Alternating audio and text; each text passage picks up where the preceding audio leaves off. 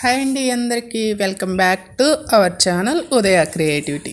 ఇంకా మన ఛానల్ ఎవరైనా సబ్స్క్రైబ్ చేయకపోతే ముందుగా అయితే సబ్స్క్రైబ్ అయితే చేసుకోండి. ఇదైతే ఓల్డ్ శారీ అండి, చాలా చాలా ఓల్డ్ శారీ.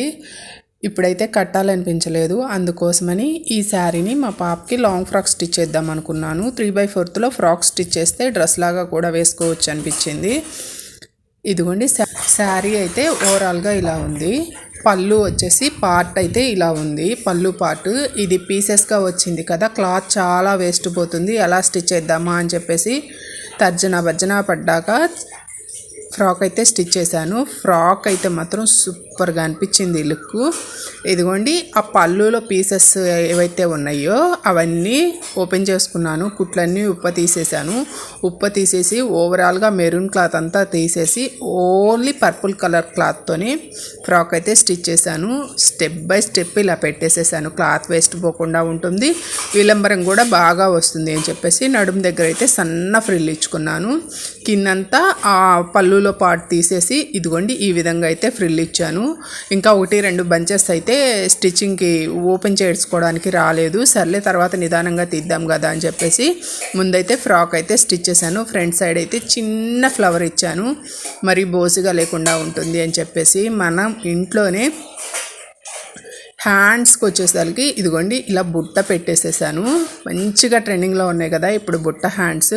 మనం ఇంట్లో బీరువాలో దాచిపెట్టిన శారీస్ అన్నీ ఇలా పిల్లలకి కన్వర్ట్ చేసుకున్నాము అంటే మంచిగా యూస్ చేసుకోవచ్చు అండి. అవేమో అటు కట్టను ఇంట్రెస్ట్ రావడం లేదు, ఇటు తీసేయడానికి ఇంట్రెస్ట్ రావడం లేదు. ఇలాంటి శారీస్ అన్నీ ఫ్రాక్ కింద మార్చేసుకున్నాము అంటే మంచిగా యూస్ చేసుకోవచ్చు. ఫ్రాక్ అయితే ఎలా ఉందో కామెంట్ చేయండి. మా పాపకు అయితే మాత్రం సూపర్గా నచ్చింది. ఇదిగోండి పిక్ కూడా ఇక్కడ షేర్ చేస్తున్నాను.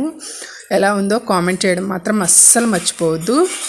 ఇది వచ్చేసి ఇది కూడా నా ఓల్డ్ శారీ అనండి. శారీ అయితే పైన వరకు బాడీ పార్ట్ వరకు 1 మీటరు పట్టు క్లాత్ తీసుకున్నాను. ఆ పట్టు వస్తుంది కదా, నేను మగ్గం వర్క్ నేర్చుకున్న ఫస్ట్లో మా పాపకి ఫస్ట్ ఇదేనండి ఫ్రాక్స్ వర్క్ చేసుకున్నాను నేనే. ఇది నా ఓన్ వర్కే, మగ్గం వర్క్ నేర్చుకున్నాను. నేర్చుకున్న టైంలో ఈ శారీ గుర్తొచ్చింది.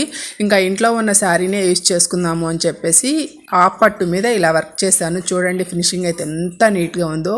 ఇది నేను ఓన్గా చేసుకున్న నా ఫస్ట్ వర్క్ అండి. అసలు నేను బ్లౌజ్ కూడా వర్క్ చేసుకోలేదు, కానీ మా పాపకి ఫస్ట్ టైం మాత్రం ఇలా చేశాను. చాలా హ్యాపీగా అనిపించింది.